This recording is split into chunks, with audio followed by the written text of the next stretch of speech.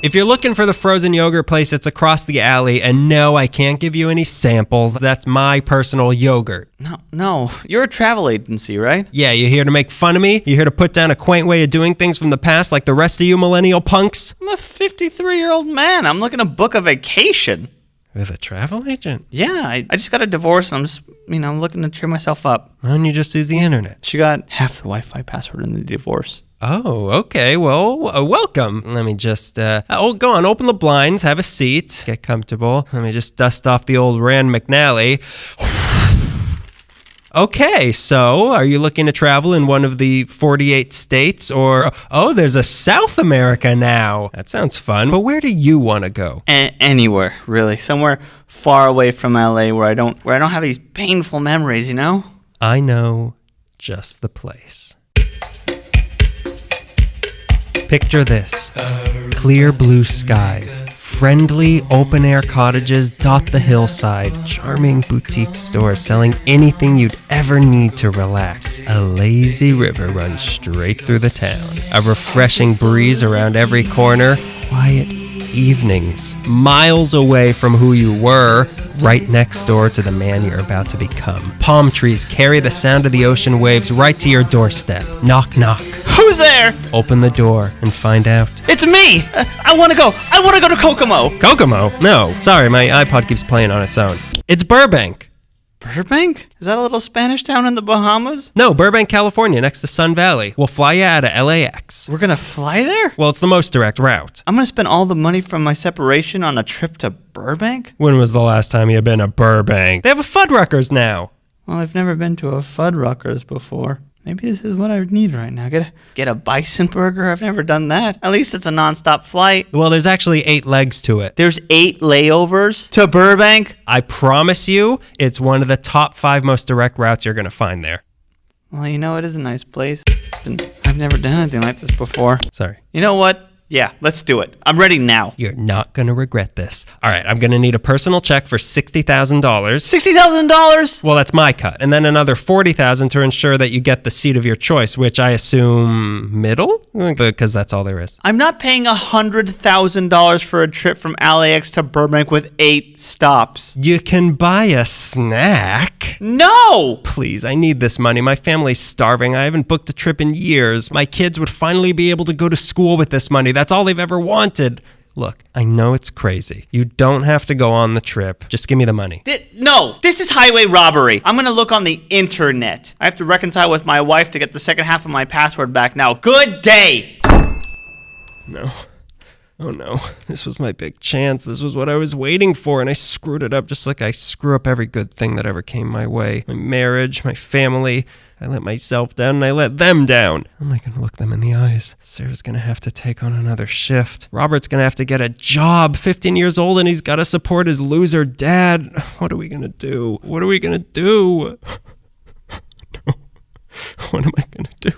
Aruba, Jamaica. What are we going to do? What are we going to do?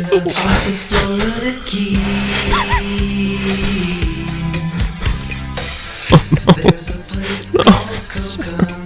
She's gonna have another shift at the 5 a dime. No. Oh, Robert, are you good?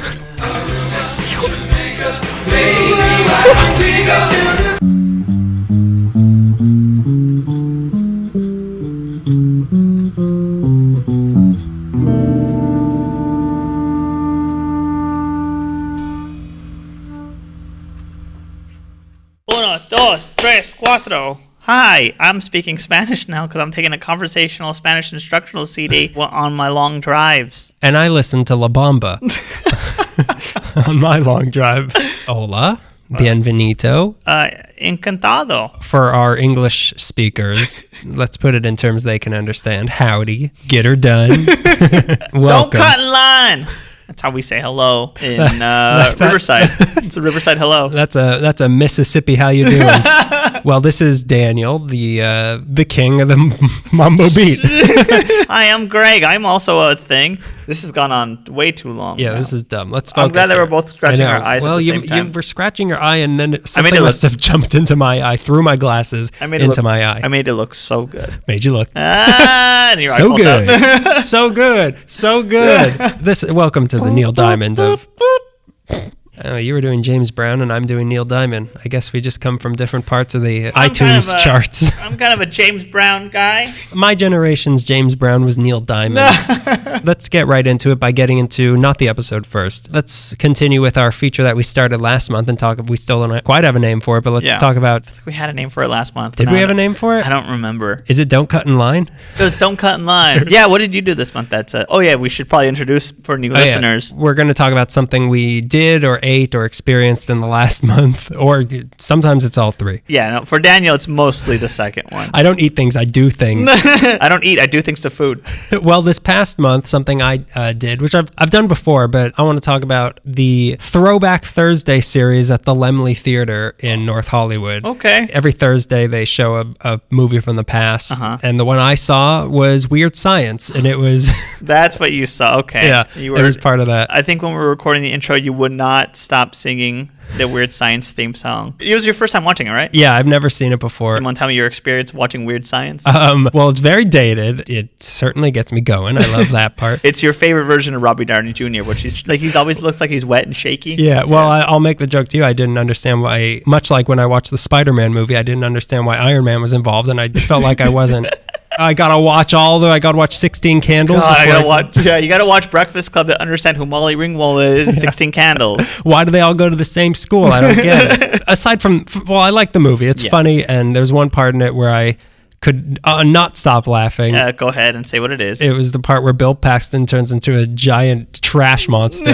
He's not trash. He's trash of the body. I was trying so hard not to scream with laughter. And how was everybody else? Everyone else laughed as much as you should laugh at that, which was like, ha ha ha. But I was like shaking in the seats, and my whole shirt was wet with tears. And I wanted the movie to be over so I could go scream into a pillow. I imagine it's like the scene in American Werewolf in London at the end when he's in the movie theater and he's beginning to transform and he's just shaking in his seat and people in the theater are like turning around. You text me, I think probably right when you came out of the movie theater, like, you've seen Weird Science, right?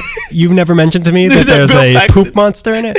But, I'm sorry, Lisa. Oh, God. It wasn't even, again, we're getting too far away from what I'm talking about, but it wasn't, the funniness isn't that he has a monster voice, it's that he has his normal voice in a monster body. Anyway, but the whole fact that they have these movies, like this was part of, it was like April Shower, so it was all movies that had memorable shower scenes, so it was like Carrie, Psycho, cool, and this, and Starship Troopers, which I've never seen. You still have never seen it? No, I didn't go to that screening. Okay. I wasn't welcome back after the way I reacted. I think the only significant shower scene, the thing about the shower scene is that it's male and female in one shower. Oh, like, really? It's like a big group. Yeah, it's How could I unisex. miss It's a that? unisex shower I've been waiting to see that for years. Men and women, it's like a buffet. It's like a gender buffet. It's a fun thing. They have a different program every month. Like next month, I think it's like military movies. So they're showing like MASH and Platoon and Five Goes West. That's pretty cool. I like that they theme it and then they pick Yeah, stuff it like is that. fun. Like I went to it before. I saw 2001. I guess it was... They showed it every week for 4 weeks. Because as Greg says, it's so long. It's so long. You have to watch it in 4 chunks. But yeah, it's fun. And it's regular price of a ticket there. MoviePass covers it. And they usually have comp tickets on like Gold Star that you can... And it's Laemmle's in North Hollywood. I don't know if other ones do it, but they definitely do it at the North Hollywood one. And they have, like, I remember last Halloween, they had current horror movies from other countries. Oh, wow. So it was like Troll Hunter. It was Trolls. It was Pixar's Trolls. It's a little known Bulgarian film. This is more in your side of the thing than mine. I'll get to mine in a minute. But I really like during the Halloween season when the movie theaters, the big ones that play the old movies, the new Beverly, Arrow, and the Egyptian. I don't think the Egyptian does, but for sure New Beverly and the Arrow will play 24 hours, like from dusk till dawn horror movies. And I went to literally, they'll show Dusk Till Dawn from Dusk Till Dawn. They really stretch it out. I think I want to say I went to the first one, which was wow. I think it was like Reanimator Night of the Living Dead, House by the Cemetery, and another. But it was great. I love the idea. That's the thing. I would make it through 2, and then I would either wet myself or cry myself, I did in Weird Science. It was back before I started doing all of my night activities, so like being up late was like, this isn't a big deal. Like I'll one night of the week I'll stay up past 4 a.m, and now you're the Night Stalker, right? Oh yeah, I'm the new Night Stalker. I'm the new Night. Since they just arrested Joe D'Angelo, which is his name, and I like to say his name now. I thought you were gonna say Jodie Foster. They arrested Jodie Foster because they put Bill Cosby in jail too. A lot has happened in the last 2 days. By the time this comes out, Jodie Foster will be in jail. So what's yours? Let's talk about yours. Well, anybody who's following anything in LA that's comedy related, Meltdown closed. They were worried about it maybe a month ago when they said that someone had bought that block and they were probably going to turn it into condos or something. Yeah, that's what I saw. Yeah, they closed Meltdown, so I went there for what I thought was the last night, a Friday night, and I got very sentimental, and everyone around me was like, I didn't see anybody really, maybe 2 or 3 people that I recognized. Everybody else I didn't know. It was kind of packed, but it didn't seem like sad. So I was like, am I the only one that's really bummed out by Meltdown? I've been going to Meltdown since I was in high school. I started drawing comics there. Then we discovered, we started watching comedy there together. So like it's been involved. We almost did the open mic there. You got your name called, and then we left. And then we left to go buy a present at a different store, and then came back when I decided I should do it, and it was too late. It was too late. That's why I built those condos. But it turned out it was the second to last night. So the last night was the following night, and everyone was posting and being real sad. But yeah, we lost Meltdown, which was a real bummer because it was kind of a hub for a lot of different things. We had taken an improv class there. We had hung out there a lot for different reasons and stuff. I was drawing comics with Mathology there. Yeah, it was a fun place to be in. But then again, something is still there. Yeah, I don't know because it's not like they just closed that one store down and then the stage next door is still open. Like I imagine all like the flower shop and the Russian grocery store and the Russian shop, the tattoo shops. Like I'm sure that those are all gone now. That's what I thought. But then there's this thing. It's been rebranded the Ruby, which apparently is still operating out of there. But in the ruins or what? They're in the basement of the new condos. Wherever the Phantom of the Opera is, they're there. Right they're in the canals underneath Meltdown. It's kind of passing along to now like Dynasty Typewriter is a thing, which is at some theater that's on like Wilshire going towards Koreatown. So it's continuing in a lot of different forms, but it's a bummer to lose the building itself. Like it meant a lot to me. It didn't mean so much to me, but I understand your emotion. And the last thing, me and girlfriend went there the night, and we saw Me and girlfriend went there. Me and my girlfriend went there for the show, and it was stand up and sketch. Becca Greenberg was on that, who I know. It was a good show. Showing off. Packed house, but yeah, it sucked. It sucked when like the lights turned on, everyone had to stand up. I'm like, oh, that's it. That's the last time I'll do that. All right, everyone get out. Someone has to move their couch in. They're waiting outside. Well, I'm glad we did yours second and made us all sad after mine. That made everyone so happy to hear. Let's move on to our newest segment on the show. Also have no name, but this is what we sent out the call to action for, to send us any questions you had for us. And the first one came from, of course, our best fan. Is it me? Let me just rewrite this. Ew. Can we record earlier? Yes, this is from our best fan, Greg. This is from our number one fan. I won't say his real name, although we've said it like 4 times on the show, but I'll just say his Instagram name because that's how he posted it. Uranga Emilio. So this was his question. What's the coolest aspect about the city that you've been unable to work into a show topic? All right. So moving on.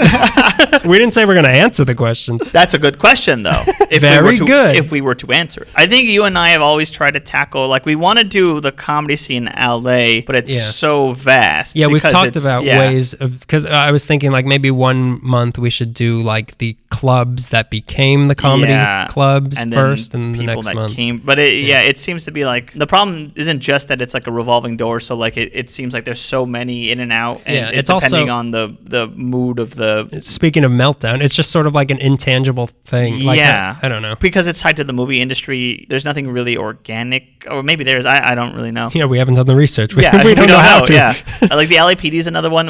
It seems like really hard to tackle it because it's just so complicated. Yeah. There's some topics where we wanted to look into, like we once tried doing the World's Fairs that were here. And we got like 2 weeks in and realized there's nothing. There's no information about these World's Fairs that have happened here. there is, it's not on the internet. Yeah. So it have and to we're be not looking. What, we're going to go read research. plaques around town? Mine that I had was because we once tried to cover this when we were getting ready for the live thing at the Adobe, where we were talking about the like legends and stuff from the Valley. Yeah, we wanted to get into like the beliefs and the legends of the Native people. Oh yeah, of the Keech and all that's that. right. Yeah. And I contacted them, and they're like, "Yeah, we do have stuff, but that's kind of like our stuff. That's sort of within the tribe," which I understand. Like we probably shouldn't be telling, why should they tell us? And we're not the ones that should be telling this story. Yeah. But that's something I'm interested in, of just like what is there, like how did all this get here, and what's going to happen, which is stuff that we can't know. I understand. Yeah, I completely understand, and I like that there is privileged information that we're not privy to, but so is like nobody else except anybody that's inclusive in that. As long as we're all left out. Yeah, as long as we're all excluded, I'm happy with that. Yeah. Something I wish I could demonstrate is how some things don't change. Like what we do here for this is we tell stories and show how people and things have changed, and I also want to look at things that haven't changed. Like sometimes that there's just not always a story there about how things don't change. Like I guess in talking about gentrification or thinking about gentrification, it's always about how a new set of people will come in and change the demographics and get rid of stuff that they think is not important. And I always think about the mural that was by my house that I liked a lot, and now it's a mural or a painting of Darby Crash. the mural of Roommate you're talking about? Exactly. Roommate the cat? They just painted over Darby Crash and put this cat. He kept wandering into our school. Stories happen when things change, or there's no story when nothing changes. Yeah, there's no like, and then for the next 40 years, making tortillas there the whole time, and they were happy. There's all these parts of town that aren't necessarily gentrified. Like I keep thinking about like maybe Downey or Southgate and those areas over there that I like going to. It's not that there's no stories there. It's nothing important happens there, but there's no like big shifts happening there as far as I can tell without anyone telling me outright. Only within the tribe. Only within the tribe. My grandpa planted a tree outside of our house. Show off. And on the day that my younger brother was born. Oh. Now it's Henry? No, not Henry. Oh, good. No. I was surprised. Henry That's did a my nice mom's thing. dad. It's not my grandpa. My dad's dad planted a tree. And now like it's been my brother, my younger brother's like 25 now, and the tree's like upending the concrete and stuff, and it's just like your brother. Yeah, just like my brother. And the tree is like, it overhangs the street, so like the bus hits it, so the city has to come and cut it. Just like your brother. He's so tall. Trim that boy. Life has changed since they planted that tree, and like different things, and my life has changed, and that's the whole area has changed. But like you can't really tell the story of like a tree. Like a tree's in LA. Like, have you read The Giving Tree? Things that don't change deserve some attention, but also like there's also no story there. Yeah, exactly. Yeah. It wouldn't be interesting. It might not. So sorry, we're only here for conflict.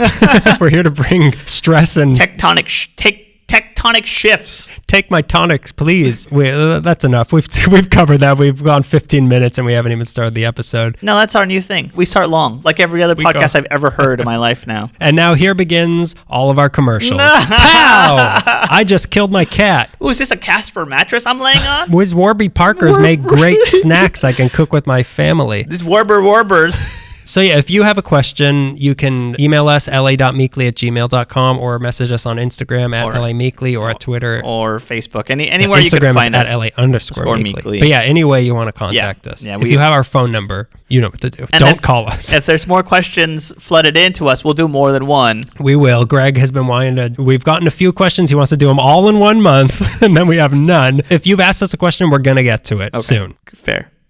Truce. The next question for next month, why don't we do more? This one comes from Greggy's the Best. We haven't even talked about what we're talking about this month. Well, we're stringing people along. They've looked at the title. They saw a funny word or two. They get it. LAX. Poop is funny. Daniel declared it. LAX. We're going to be talking about air. Yeah, I didn't declare poop was funny. I declared people made of poop is funny. Okay, so we're going to be talking about airports. This month. But it'll last for a month. We're going to talk for the next couple hours about it, and then you'll hear it for a month. It'll be like watching 2001 once a week. Oh, well, it plays once. So you mean like back to back because it lasts a week. That's what you mean. You're not nice. You're not nice to Stanley Kubrick. No one was nice to Stanley Kubrick. Especially Shelley Duvall.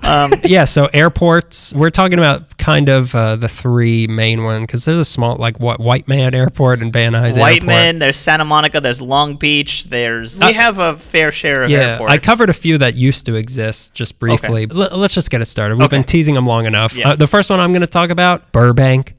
Airport. We've been there. We have been there. We walked there to pick up a rental car. That's right. And we were in the wrong place. Burbank Airport, gateway to the skies, emergency exit of a place who I'm never quite sure what their official name is. The airport that's in Burbank is important for being the commercial air transportation hub of Los Angeles for a long time, but knowing what to call it, I never know what to call it. So that's kind of what I'm going to focus on in this story. It started in 1928 as the Angeles Mesa Drive Airport, and it wasn't really much of an airport, but it was attractive enough to be bought by the United Airports Company of California, which had nothing to do with United Airlines, but rather was a company owned by Boeing, who planned to use the airport as their Southern California base. So they turned it into a proper 234-acre airport of the day. Oh, sorry, what year? This is 1928. Okay. This is a little before you were born. I think I might have been born for that. No, I remember. I remember. So they reopened it on Memorial Day weekend of 1930 as United Airport. Again, nothing to do with United Airlines. The United States was popular at the time.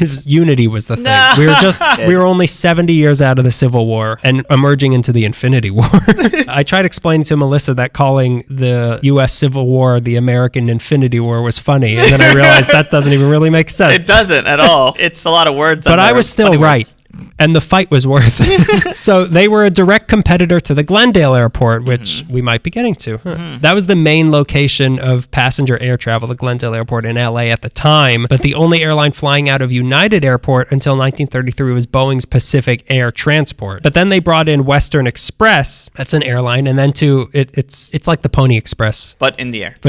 Yeah, ponies with wings. The Pegasi. Pegasi. Yeah. So then to make all the names involved here even more confusing, on August 34th, 1934, the United Airports Company of California, which had nothing to do with United Airlines, was bought by United Airlines. So now United Airport had everything to do with United Airlines, which was a bad business move for an airport trying to lure more airlines to their location. So other companies didn't want to fly out of an airport named after their competitor. Yeah. So in 1935, the airport was renamed Union Air Terminal. By this time, Union Air Terminal was now the primary passenger airport in LA, and the title only got stronger when Transcontinental and Western Air came to them in 1936, and then American Airlines in 1939. As we talked about a few months ago, this was the airport Amelia Earhart flew out of when she was in LA and then was not in LA and was not anywhere. And also, similar to something we talked about last month, a famous pilot named Colonel Roscoe Turner. Roscoe Turner. You know about him? A little bit. Did you know that he would fly out of here with his co-pilot, a lion named Gilmore?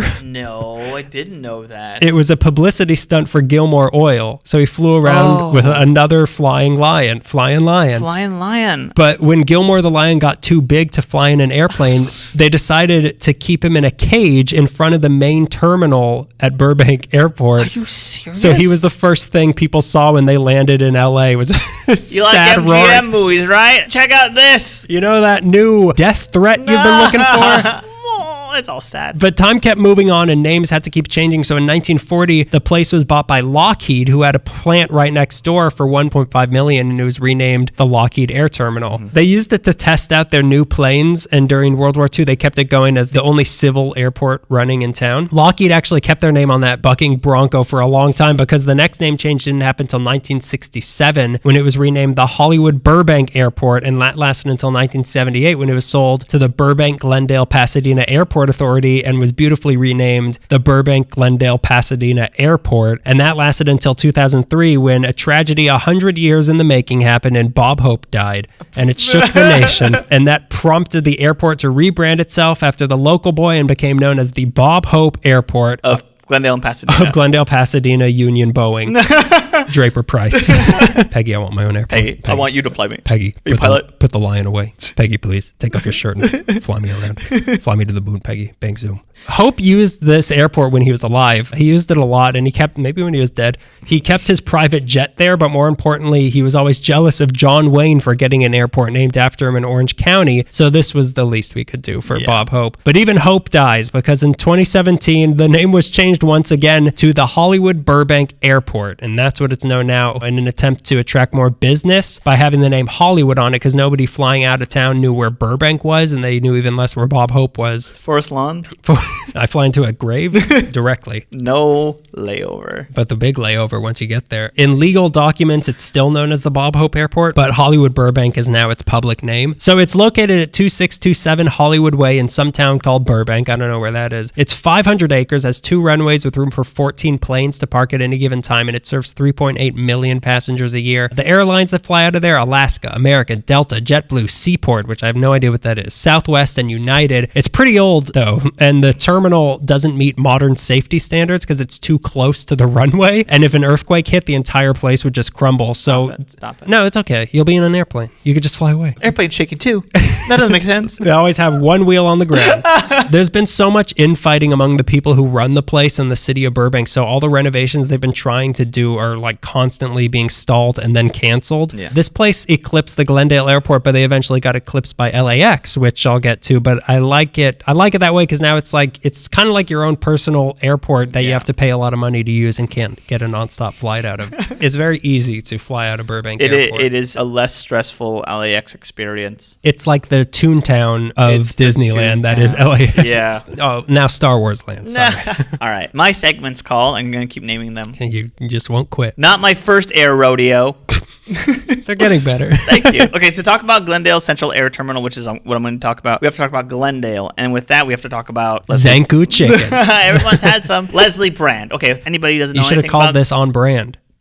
Glendale was a 150-acre subsection of Rancho San Rafael and was squared off and purchased by 6 families in 1877. Became incorporated in 1906. In the late 1980s. Ready Player One is getting implanted into Calvin Klein's head or whoever wrote that book. In the late 1890s, it was civilized and had like a westerny feel to it. But the modernizing of Glendale is mostly credited with one man who is called the father of Glendale, Leslie Coombs Brand. Glendale was already seemingly well off, but with Brand's help, they extended the Pacific Electric line farther into Glendale, and with this, the population boomed in the area. He owned the title and guarantee and trust company. He developed the main drag of Glendale, which is now called Brand Boulevard. He planted palm trees. He personally planted palm trees. Johnny Palmseed. He put up the first country club in Glendale. He opened the city's second bank, which is worth credit. He opened a telephone company, the Mirador Water Company, Power and Light Company. He opened up all these utilities. He was out creating subdivisions and always promoting Glendale. He put out full-page ads which would have you been to Glendale? And back in those days when anyone knew was dirt and wood, Glendale sounds nice. He was good at branding. Anything else? Branding like in hot poker? Yeah. I've been branded. Leslie Brand lived in the hills of Glendale along the Verdugo Mountains in a place he called Miradero, which is Spanish for the lookout. Many people called it the Brand Castle, though. He owned a huge plot of land around it, almost down to where Glen Oaks Boulevard is, which is a huge stretch. Brand was a little guy, and just like little guys who obsess over control, he liked new toys built just for him. His home was one of those toys. He went to the Chicago World's Fair, the Columbia Exposition in 1893, and saw a British-sponsored Isn't that the H.H. Holmes one? I don't know. I don't think it is, but I don't know. I think we might know who the H.H. Holmes killer is now. Who killed H.H. Holmes? That's what we've been trying to figure out for years. Who was H.H. Holmes? Was it H.H. Holmes or was it Leslie Coombs Brand? He shouldn't have eaten that piece of pizza. And he did. Caught him. So he visits this Chicago World's Fair. He sees the Columbian Exposition. It's 1893. He sees a British-sponsored East Indian Pavilion, and he thought, gimme. He hired his brother-in-law. How do I colonize them? His brother-in-law, Nathaniel Dryden, to build it. In 1904, it was finished. It's a beautiful building with elements of Spanish and Moorish and Indo-Saracenic architecture and design. When it comes to vehicles, though, which we're going to be talking about, he was one of the first guys to own a car in the area. The Tioga Wolf, he called it. I can't figure out which. It's custom built. There's like a hot rod and old custom car website that my brother's been looking at for like 20 years, and I finally used it today looking up the Jalopy Journal because everyone's talking about the Tioga Wolf. Is it really called the Jalopy Journal? Yeah. That's fun. That's cool. So, I don't know about that, but driving the Tioga Wolf was his driver, Mr. Fletcher Pomeroy, who was his escort, his chauffeur, and he would drive him around. But this new thing caught Brand's Flancy, no cutting in line. Flying machines. They weren't called airplanes at the time. That. Well, Flancy that, flying fancy. Can't you call this segment that now? I came up with a good name. And you left. Well, fancy that. Well, that's on brand. Now, flying machines were relatively new. It's 1904. Flying as a human being was relatively new. The Wright brothers took flight officially in September of 1903 with the Kitty Hawk, started test runs of Kitty Hawk. Finally, in 1903, they did it. In my research, I also had to look back. Like, when did the first people fly? Yeah. That's a lot more recent than I thought it was. Oh, yeah, no, it wasn't. It was only 110 years ago. Yeah, I was still in diapers. The diapers were made of burlap at the time, though. And it wasn't for pooping. It was for another thing, but I kept pooping. Well, my diapers were made out of airplane wings. Flying machines, they were all the jazz at the time. You couldn't have rage, you needed that for the war. So they were all the jazz at the time, which was also impending. Aviation enthusiasm was sweeping the Southland. The first flying machine landed at Glendale in 1905. It was called the California Arrow, ARROW, was being flown by a guy named Roy. Oh my God, Roy Nabenshu. Nabenshu was an aviation engineer and a aviator from Ohio. Not many people in 1905, Southern California, had seen a flying machine, so this was like a surreal occasion to see a man take flight and come into town. It was a big deal. He arrived in town in his 52-foot-long Baldwin dirigible, which is a blimp-like vehicle, or as the paper at the time called it, a steerable balloon, which I'm like, it is. They're not wrong. It had a Curtiss 2-cylinder motorcycle engine driving a 6-foot tractor propeller. In perfect conditions, it can go a little over 20 miles per hour.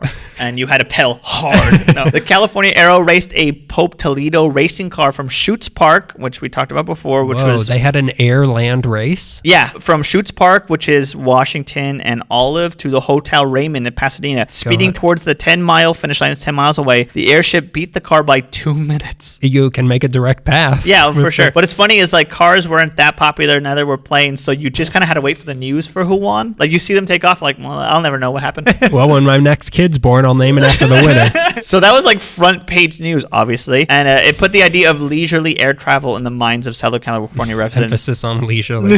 It seemed like the Wright brothers made flight possible, but now it was up to scores of other weirdos and daredevils to turn it into both a revolutionary method of travel and a gimmick. Yeah. They did both those things. It's where we are right now with space travel. Yeah, exactly. Only it's taken a lot longer. Glendale resident and high school student saw Nabenshu's arrival to LA. His name was Edgar S. Smith. He was so inspired by seeing the flying machine, he took the same steps the Wright brothers did. One small step towards... Kitty Hawk. This actually is one step close to Kitty Hawk. He looked to the Wright brothers' inspiration, Octave Chanute, for inspiration. What are these names? They're old-timey names. Chanute had engineered a biplane hang glider that had inspired, like I said, the Wright brothers. So Smith, in a wood shed in Glendale, devised a triplane. Basically, his triplane was designed like a huge box kite with wings spanning about 16 feet with a centerpiece featuring 6-foot foot extensions from high angles. So it's mostly just kicking. That sounds terrifying. I don't think it worked. It sounded really wacky. But what I'm just trying to get at is people were trying now. Like it had inspired people in Glendale. I don't know why specifically in Glendale. I think because they had a lot. They were a little more well off, and there was a lot of stuff. And free then time. Brand was there with his.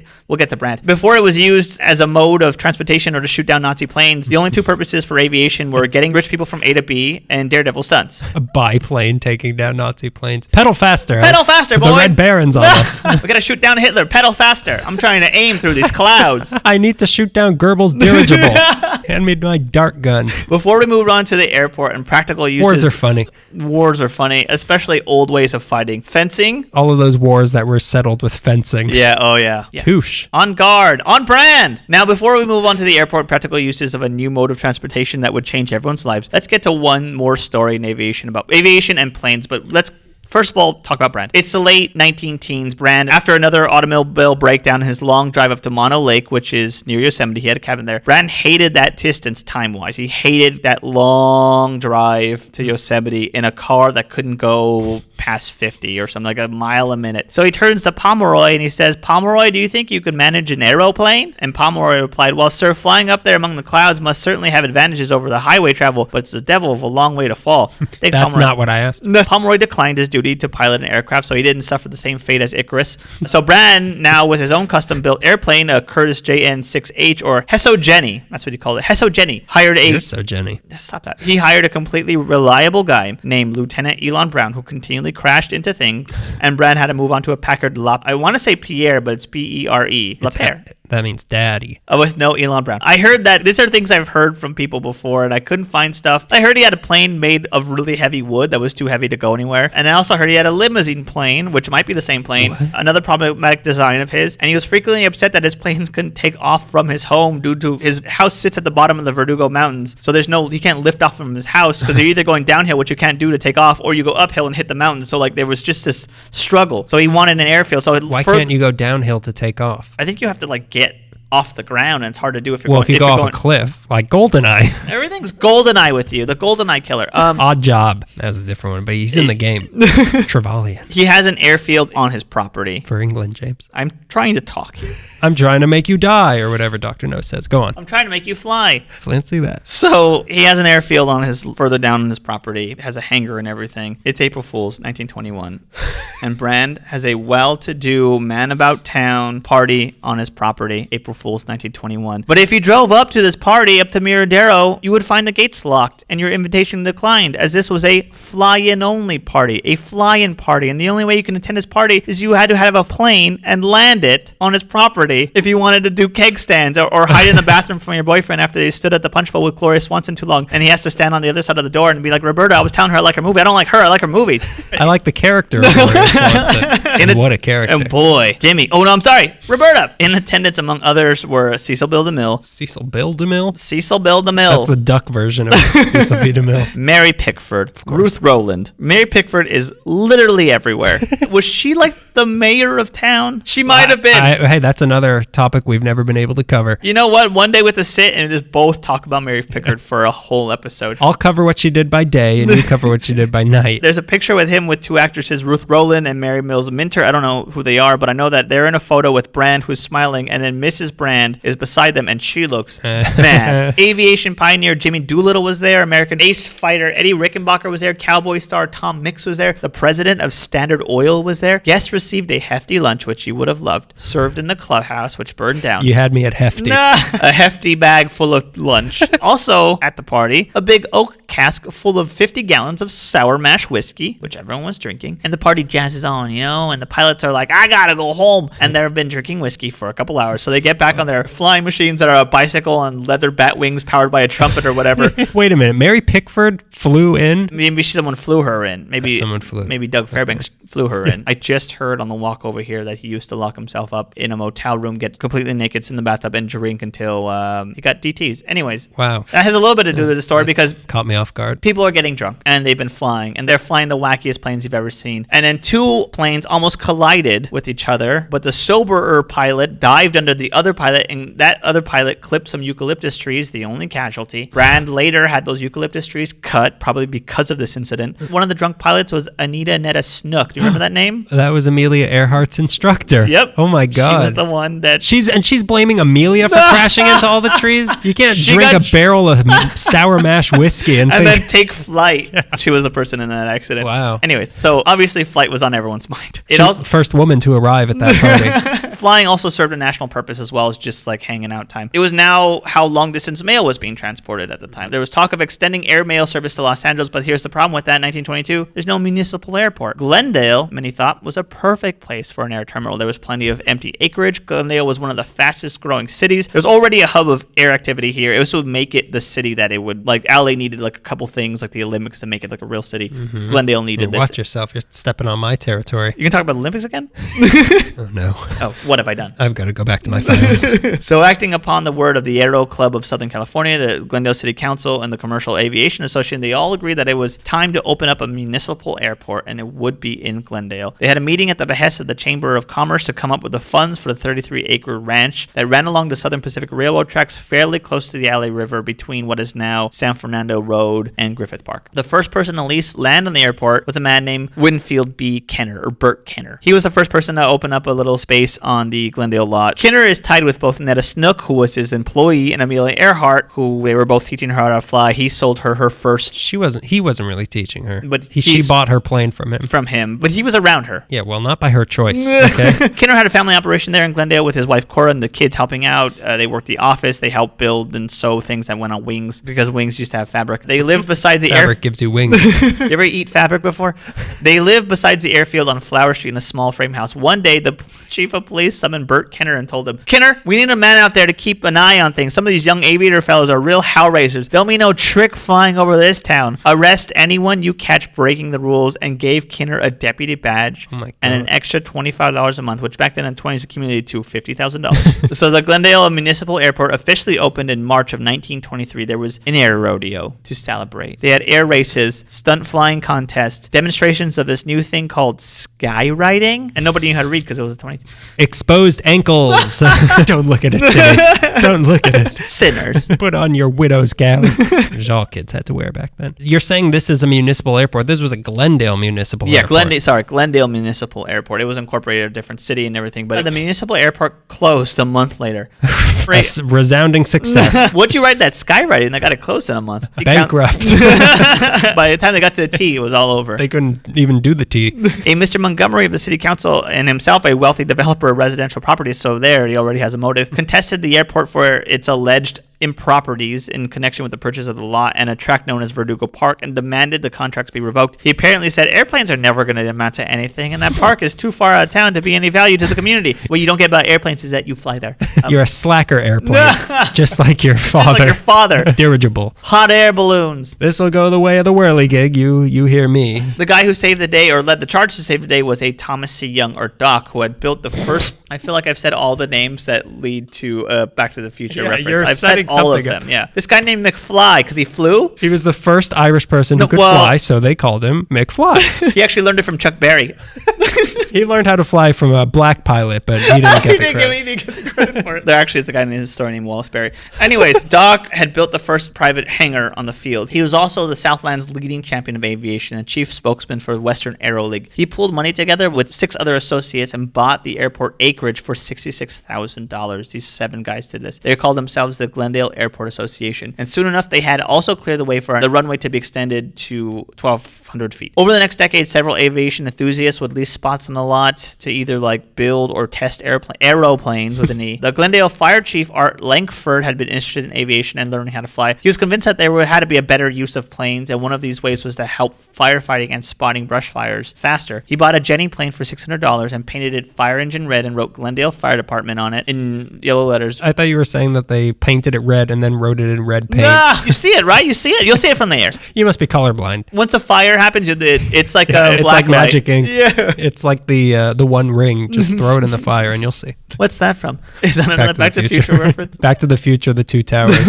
It was never put to use to put out fires, but it was utilized for spotting fires. But the idea essentially is that people are taking air travel more seriously and finding practical uses for it. Big help was having Burt Kinner and his company on the Glendale lot, because Kinner made affordable planes that every man could afford. And Glendale Airfield, every rich man could afford. But because they were more affordable, anybody was like, I'm going to buy a plane and see what I could do with it. There was opportunities to be had there because of Kinner. Also on the safe as ever. Also on the airfield, it offered several people who could teach you how to fly or to do repairs on airplanes. Also in the same field, people were experimenting involving planes and aircrafts as well. So all this is happening in the Glendale Municipal Airport lot. We should mention also, oh boy. Okay, so there's this airship, and it's known as the City of Glendale. It's called the City of Glendale, which was a 212-foot prototype of a 337,000 cubic feet capacity all-metal dirigible.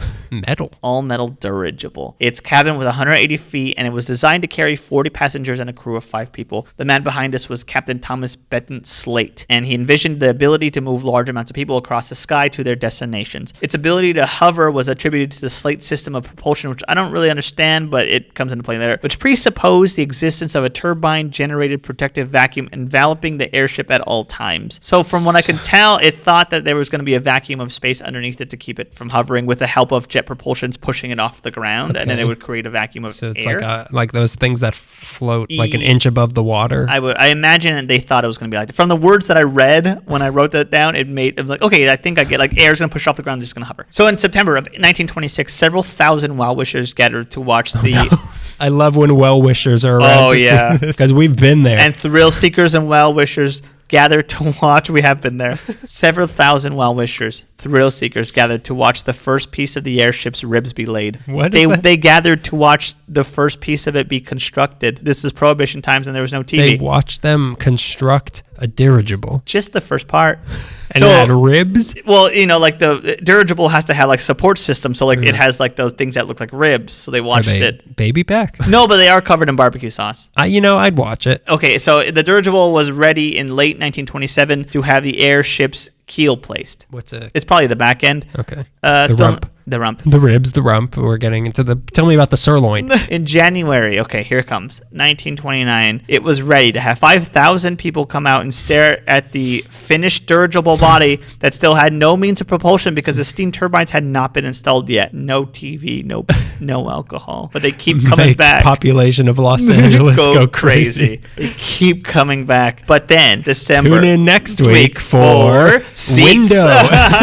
In December 1929, on the anniversary of the first test flight of the Wright brothers Kitty Hawk, the City of Glendale airship emerged from the hangar, and after 30 minutes it was unemerged because it wasn't working. 2 days later, they brought it back out, and on that second day, it took flight, but a light wind began rocking the dirigible, and people on the port side saw a giant bulge forming on the upper section of the bow. Then rivet heads started bursting off, sounding like gunshots. And this is so funny. The city of Glendale let out a groan from within the airship, and it rocked to one side before plopping onto the ground. And that was the last time the metal dirigible would attempt to be used. But Captain Slate lived to be 99 years old and never doubted that his all-metal airship would one day come of age, even though he had decades early dismantled it. I love when hubris gets humbled in a safe and funny manner. I love once the rivet heads start popping, it sounds like gunshots. The city of Glendale pretends to be shot. It lets out a groan and then it just plops on the ground like, and it never gets back up. It's just the silly Hindenburg. Well, this is the worst thing that'll ever happen to a dirigible. Oh, the expected humanity.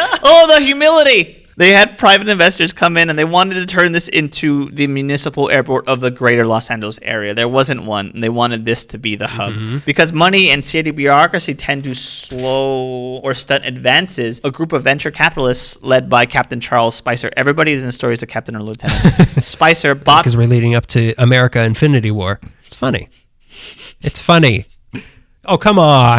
The Spicer Group extended the acreage of the airport from 45 acres to 175 acres, which would all be used as an airline terminal. A new name was devised by aviation publicist Victor Clark. He wanted to call it the Grand Central Air Terminal, GCAT, I'll call it from now on. Spicer and his group, which included Jack Maddox, who was the Lincoln distributor for Los Angeles, and the Maddox in Maddox Airlines. He was essential in providing a twice-daily air service between LA to San Diego a year previously. Since that start, he was able to connect San Francisco, San Diego, Imperial Valley, El Paso, and Phoenix. Now starting to build a network of places where you can land planes. For GCAT, Maddox and group began buying larger tri-motor planes and preparing for the commercialization of air travel, meaning that this plane could and would have airline passengers. No more daredevils and eccentric rich people, them too, but also like regular people who want to travel. By motors at this point, they weren't jets, but it wasn't propellers at this point. I think they hadn't mixed all three yet, because eventually what it is propellers, wings, and engines, right? And just luck. Yeah. And a lot of luck. And the smooth body. I don't know. Lots of prayer. Yeah, but these are tri-motor planes, so I imagine there's 3 engines and some wings. So yeah, now and a side of fries. Please. Some ribs. Fed Glendale for decades. Now, I'm not clear when this happened, but either right before or soon after they opened, which I'll get to in a minute, the Spicer Group sold the air terminal, which now had 8 destinations altogether, places to land. They had them all linked together. Spicer Group sold it to Curtis with 2 S's, Airport Corporation, which Spicer now was a director of Curtis. So the Grand Central Air Terminal became the property of the newly formed Curtis Wright, as in the Wright brothers flying services. The official opening of the Grand Central Air Terminal was on Friday, February 22nd, 1929, and this was not their first air rodeo. The opening was I got back to it. Fancy that. It's pretty on brand of Greg. This was no skywriting, daredevils, plane racing thing. This was a gala, white glove style event, and they said they had over 200 film stars and several aviation pioneers in attendance. Actress Dolores Del Rio was there. Governor C.C. Young was there. Heavyweight champion of the world Jack Dempsey was there. Major C.C. Mosley, who becomes an integral part of the story, was the co-founder of Western Air Express, was there. Gary Cooper was there. Wallace Berry, the pilot, was there. He was actually an actor, I think, who the actor who liked flying a lot. Jean Harlow was there. She ended up having not a great experience with planes, didn't she? No. Isn't that what happened to Jean Harlow? No, she died of an overdose, but I thought she died in a plane crash. No. Who died in a plane crash? Patsy Cline. Not Patsy Cline. There was someone else. John Denver. Who? There was someone else. I thought Jean Harlow died in a plane crash. Who's the one that died in a plane crash and then they later thought that she was a spy? Oh. Amelia Earhart. The other one. The other one. I'm blanking. I just thought Julia Childs, but just the spy part. Yeah, Julia just that she was a spy. Let's name all the spies.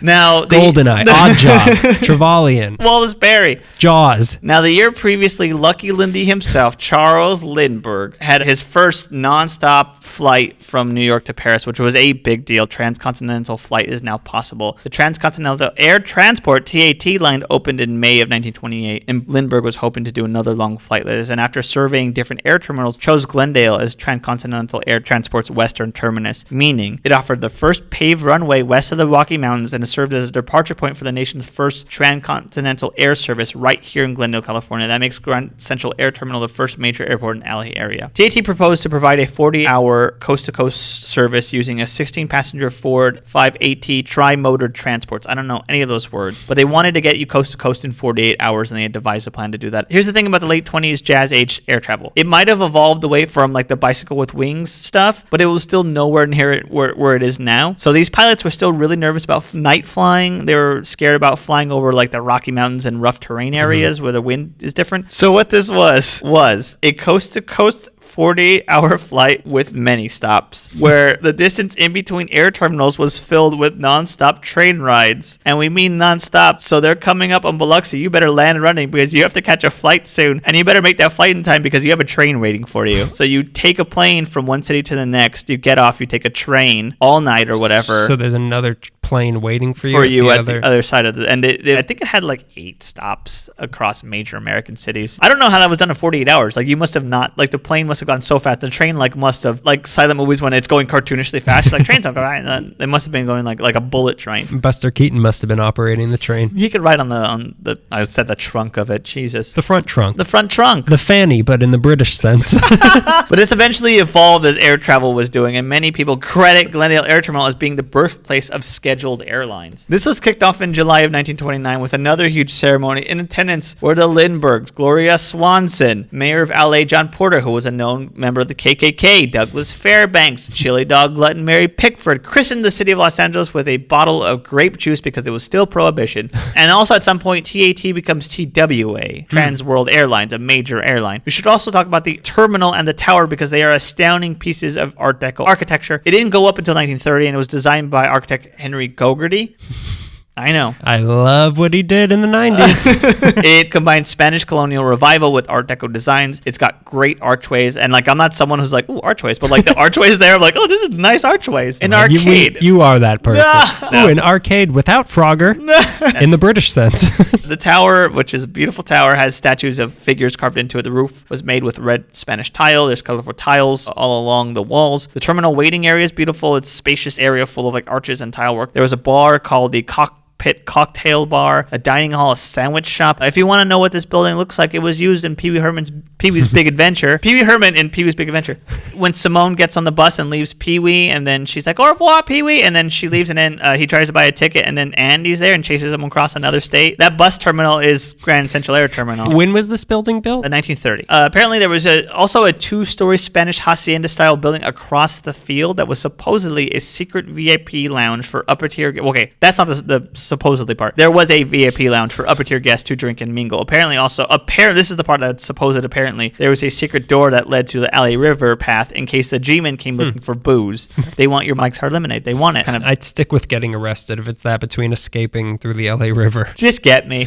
Here's some things that have happened over like the 30s and 40s. Edith Flows flew out of there on a Kinder Power. I know. It's almost like you were forced into a profession because of your name back then. Listen, you could either swim or fly. You got to do one of those flows. She had a Kinder-powered Alexander Bullet, and she got second place in the Power Puff Derby, which was like a race. Yeah, we talked about that with Amelia Earhart. Yeah, that's right. She got second place. And 2 months later, she became the first woman to fly a scheduled airline. She flew out of Glendale. Howard Hughes, old Pee-Pee Jar himself, was a regular. Pee-Pee Herman was a regular at GCAT, used the hangar there to... Howard Hughes in Pee-Pee Herman's Big Adventure. His big adventure was just washing his hands. Being able to leave the house was his big adventure. Howard Hughes... Getting the newspaper. Oh, I'm bankrupt. He was a regular there because he had a hangar there where he used to store many of his planes that he would crash. That's not all he stored in those hangars. Jars of pee-pee. He would crash many of his planes because he probably saw germs on the propellers, and these gremlins are unclean. There's a germ on the wing. Florence Pancho Barnes became became the fastest woman in the world when she clocked in at 196.2 miles per hour in August of 1930. She kept her Travel Air R plane at the GCAT hangar and would do test runs there. In 1933, a New Jersey surgeon, Albert Forsyth, and Charles Anderson landed at GCAT, becoming the first African Americans to complete a transcontinental flight that happened at GCAT. Famous pilot and record breaker Laura Ingalls took off from GCAT, as did the Lindberghs, once again to break old records for speed across the country. They did Glendale to New York in 7 hours and 28 minutes. When Lucky Lindy flew the Lockheed Model 14 special around the world in 91 hours for a new record in 1938, his plane landed in Glendale. 1934, Shirley Temple movie Bright Eyes was used in the air terminal as a backdrop. That's where she sings on the good ship Lolly. She sings that on a plane while a group of businessmen are like, this is cool. I like it. In-flight entertainment. Yeah, Shirley, that was pretty cool. Doris Day singing Hooray for Hollywood. Remember we had to watch that movie when we were writing the parody of it? Yeah. That's at Glendale Central Air Terminal. Hooray for Hollywood. They also shot Sky Giant and Central Airport there. There was a lot of speculation that the airport was used for the ending of Casablanca. It's not true. No, that's the Van Nuys Airport. Thank you. The Douglas DC-1 was what many people have called the first modern airplane, or at least it was the prototype of the first modern airplane. The DC-3 would be the one that revolutionized civil aviation, the first commercial transport aircraft. That was a DC-3. Up to that point, aircrafts have been like wooden frames and metal skins with 3 engines. Lots of ribs. Lots of ribs. The DC-3 actually had a metal hull, strong multi-spar wings. It had 2 700 HP engines. Its grandpa was a DC-1 that was housed at Glendale. My grandpa was a DC-1.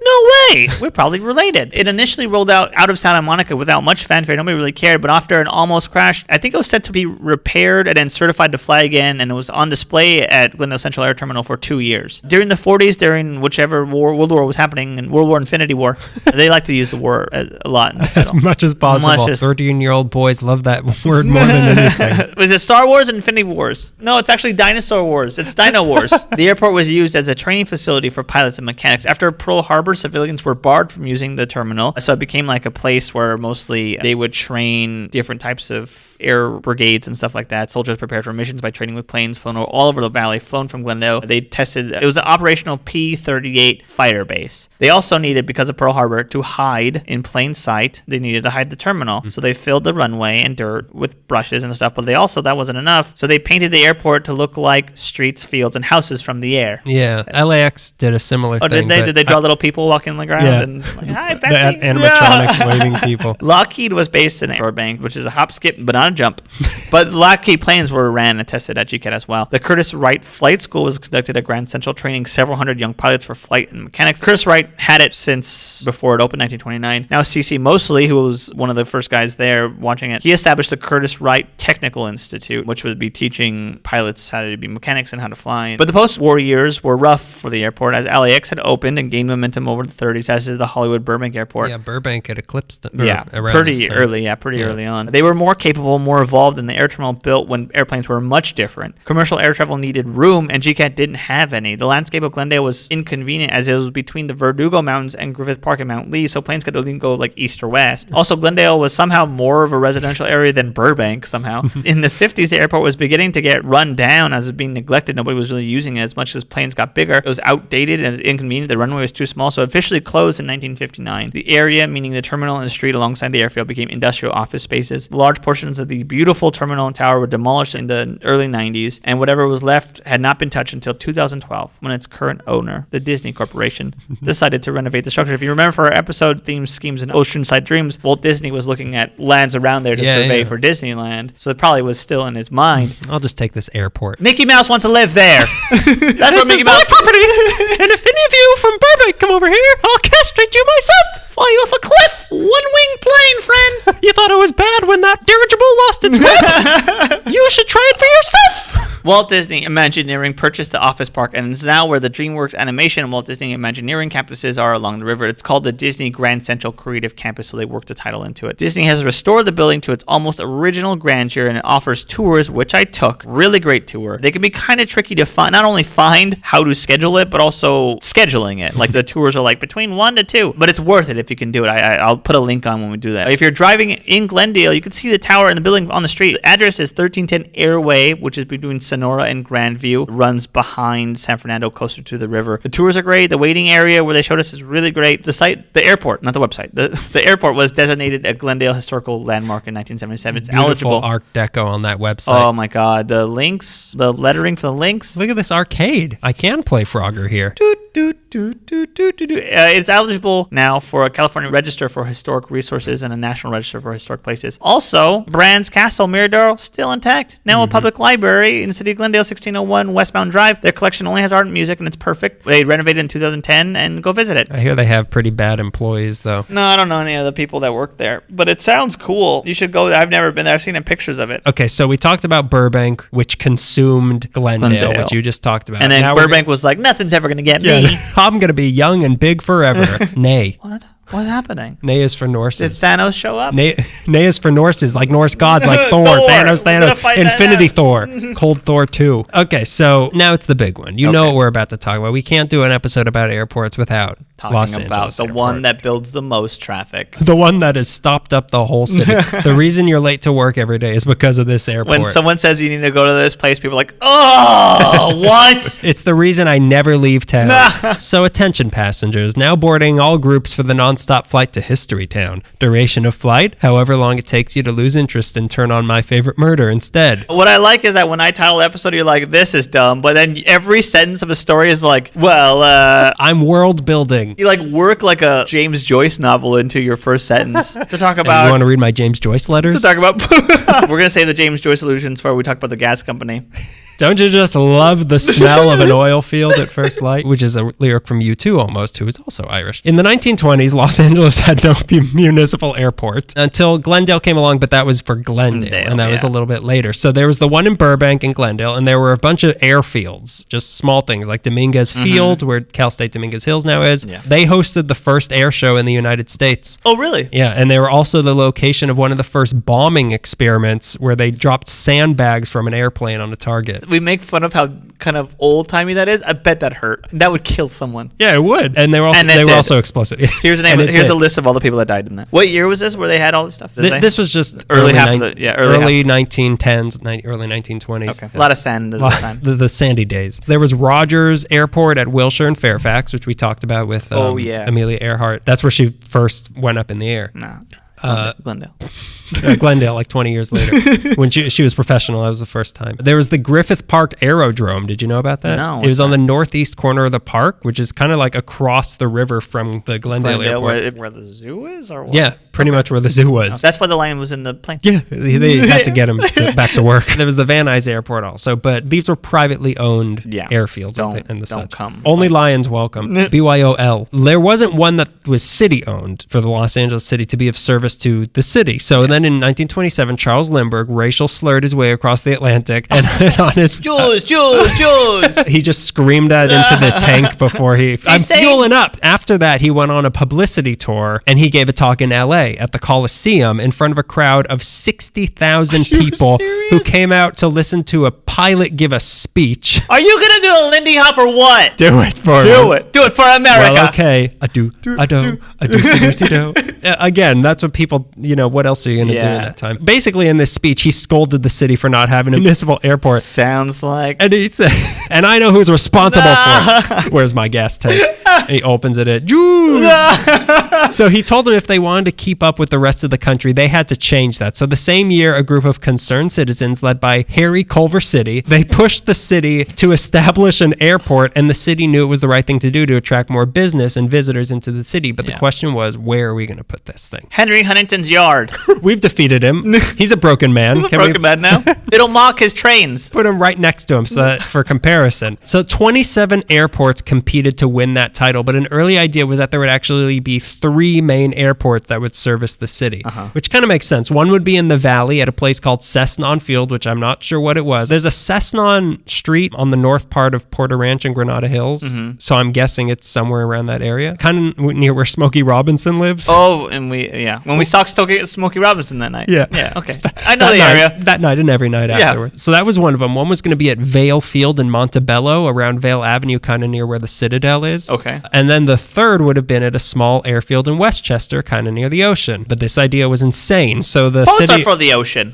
That's Boat Town. They're not going to like it. The sailors aren't going to like that. The city decided it had to choose just one. So the little airfield in Westchester was plucked from obscurity and sentenced to a lack of obscurity forever. But the airfield in Westchester took a long time to become what it is now. And this is where the history begins. I'm so excited, and I just can't hide it. After the Spanish left the country, Oh my God. you gotta go back. Oh my God. You're talking about the wine that's developed from the grapes that were brought here that a pilot's going to get drunk on, aren't you? It all begins with the sunlight created 4 billion years ago. Mountains form. The moon. ocean recedes. And then comes back and left some goo. And that's where Westchester came from. So the Spanish left the country. Lots of land was for grab. So Francisco Avila quickly grabbed that land in the area. And eventually in 1837, the governor, you're going to like this story. I know it goes back. You're going to like this. No, I was kidding. Well, don't. That's not what this podcast is for. Not a comedy podcast. It's more of a movie reference podcast. In 1837, the governor officially gave this land to him. He had stolen it for long enough, so now it was legally his. And he named it Rancho Salso Redondo. But this area of land was huge, and the way he got it was questionable. So a guy named Ignacio Machado started squatting on the northern part of this land, and he stayed there long enough that in 1844, Governor Manuel Mitchell Torina figured what he was doing was illegal for long enough, so he's legal now. So he got part of that land. So he was officially given that part of the area, and he named it Rancho Aguaje de la Centinela, or Ranch Sentinel of the Waters. Okay. He had built a house there a decade earlier in 1834 that is now known as the Centinela Adobe. It's still there, right off the 405, a little up the road from Randy's. Oh, okay. He built the donut. The donut was part of the house. It was a Buñuelo back, giant Buñuelo. I mean, it was the craze at the time. That's how you got cars to stop when they were going down the highway. That horse has got to pull over. And then when America took over, they punched the middle out, so it became a donut. This is America. So obviously the Avilas didn't like this. So in 1845, Bruna Avila cut a deal with Machado to give him a house in the Pueblo downtown in exchange for the land he was squatting on and also 40 gallons of brandy. So the sucker that he was, he agreed, and now the Avila family owned all that land that was originally legally theirs after they had taken it from the Spanish illegally, who had taken it from the natives also illegally. Although there were no laws at the time, unethically. It was still illegal. It went from unethical to illegal. To legal. That's how it worked. That's how America was formed. Sometimes you can just build a house and wait to see if anyone kicks you out. Let's wait 300 years. So Bruno tried to run a cattle ranch off of his part of the land, but when the United States took over the land just a few years after this, he found he couldn't keep up with the American way of doing business, which was not brandy. Yeah, which is no Mexicans allowed. And by 1857, he was completely bankrupt and horribly in debt. So the sheriff seized control of the land and auctioned it off to someone named Hilliard P. Dorsey, who got it for $2,000. This guy was the register of the U.S. Land Commission Office of Los Angeles, and he was also the founder of the city's first Masonic lodge and their first worshipful master. All creepy. He was also a nasty gunslinger with a horrible reputation. Oh, go on, please. He was fond of taking part in duels, and he kept notches on his gun of all the men he's killed. He didn't own the land for long because in 1858, his son and wife, her name was Civility Rubbottom. You're making that up to make me laugh.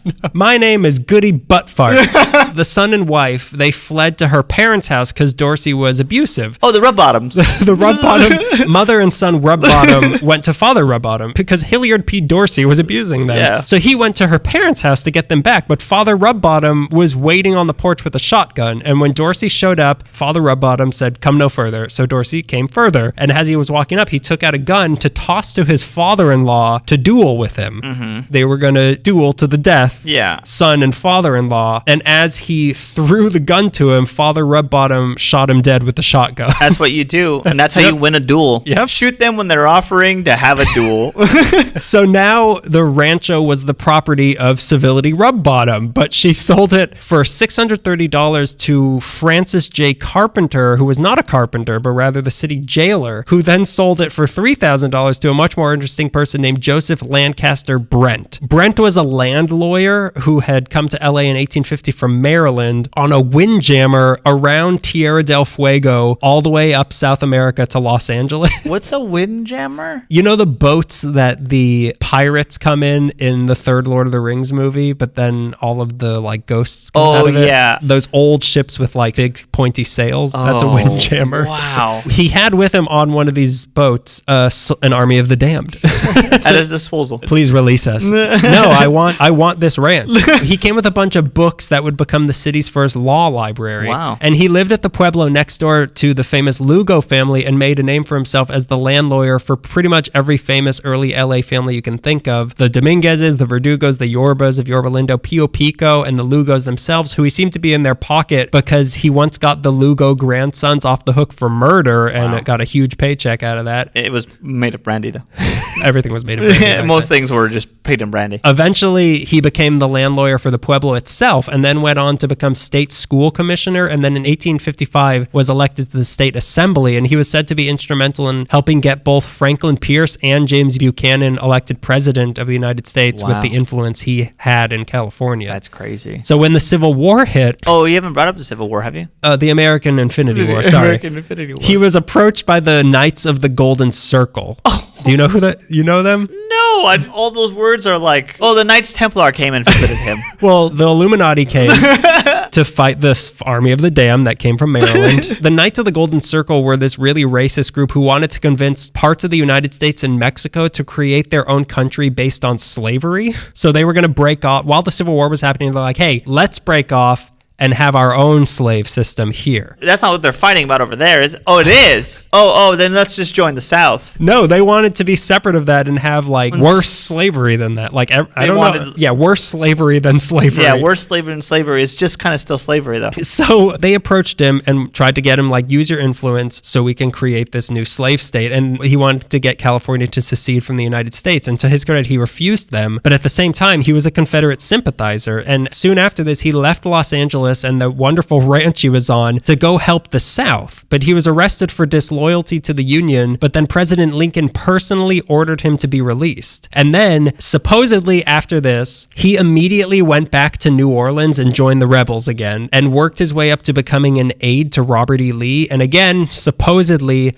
he was at Robert E. Lee's side when he surrendered to Grant at Appomattox Courthouse. Wow. So the former owner of the land LAX was on was at Appomattox Courthouse on the losing side. It's ridiculous. Crazy. Brent was long out of the picture. God. So back in 1860, the land was bought for $3,000 by yet another person you wouldn't expect to have a ranch in Los Angeles, a Scottish lord named Sir Robert Burnett. He was a baron of Craith's Castle in Bankery, Scotland, and he was on tour in California, and he loved it so much that he wanted to live here. This is just like it's sort of like a board game where the board's always the same, but it's like a different, like it's a shoe this time, and next time it's going to be like an airplane, and this time it's like a pipe. It's like we're playing Life, but with the cast of Clue.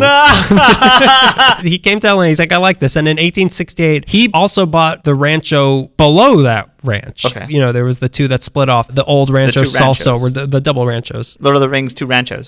So that was Rancho Salso Redondo. So he bought that for $30,000 and combined the two into one mega ranch that stretched 25,000 acres called Rancho Centinela. But in 1873, royal duty called when his brother died, and he had to return to Scotland to take over his castle. So he leased the ranch to yet another person you wouldn't expect, a wealthy Canadian lawyer named Daniel Freeman for $7,500 a year. Freeman came to LA because his wife had TB and they thought the fresh air would help her. It didn't. She died a year later. But Freeman stayed there and tried to raise sheep. But the same year his wife died, a drought hit that lasted for 2 years and killed 22,000 of his sheep. What year was that? 1873. Okay. He lost most of his sheep, so he decided to switch to raising barley, and this actually was successful in 1882. Wait, there was a drought. There was a drought that killed all of his sheep. But then he was able to raise... Oh, because barley doesn't need it. I guess... I'm sure it takes less water to raise 22,000 sheep. That's true. Sheep are the thirstiest of animals.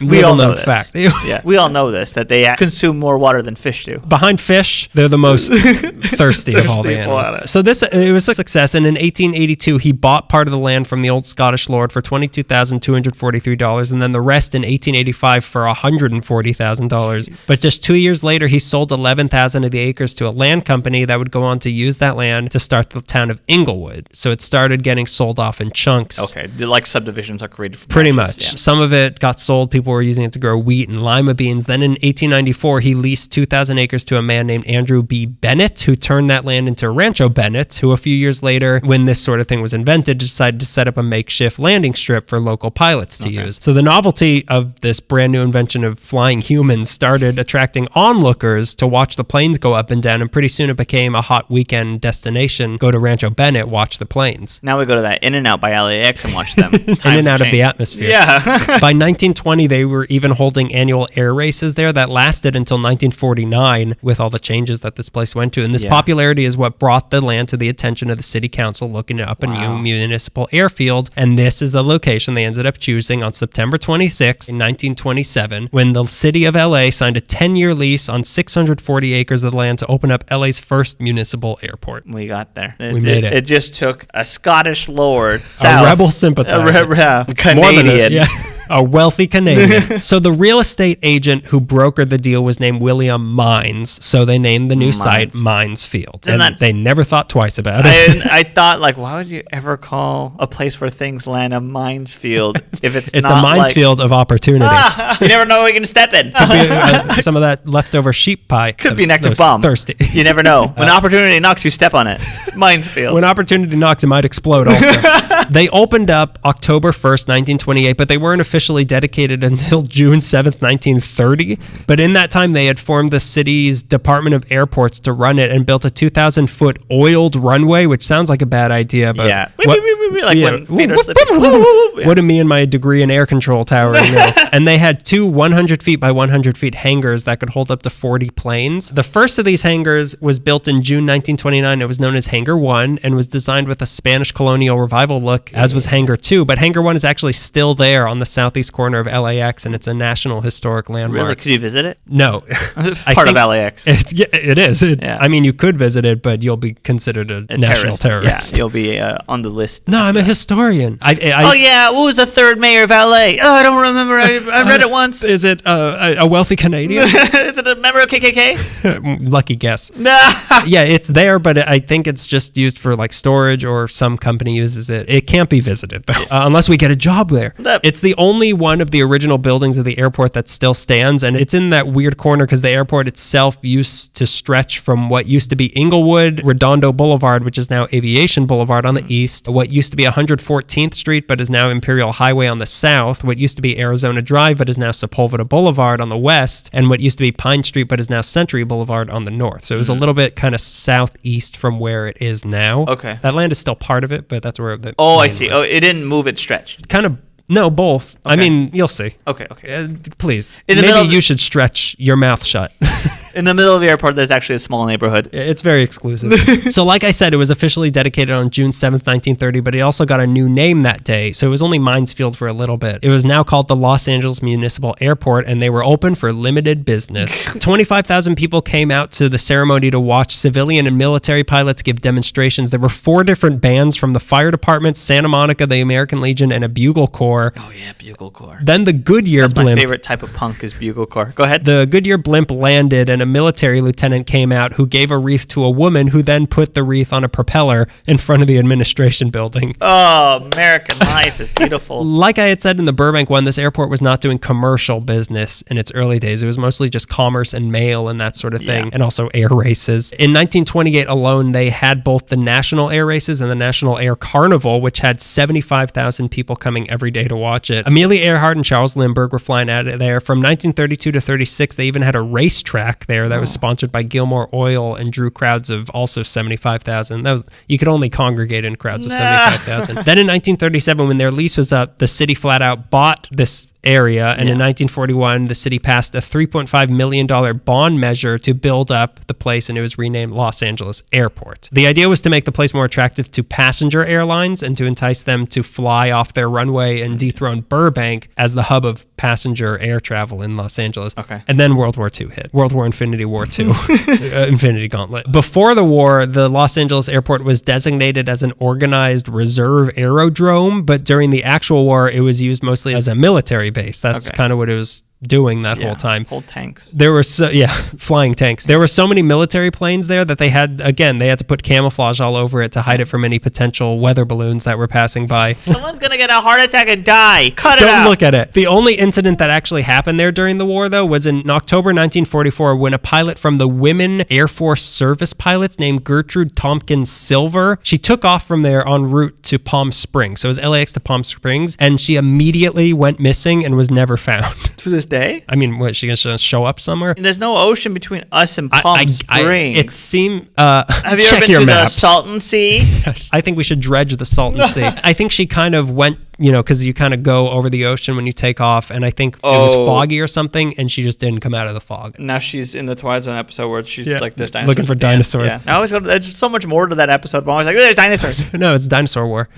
Even while all this was happening, a plan was set in motion to position Los Angeles Airport as the airport in town. And once the war was mostly over on May 1st, 1945, the city passed a $12.5 million bond to build new buildings on the northern part of the land. So they were moving away from that original area and turn the old barracks into a cafeteria for future passengers. Same food, though.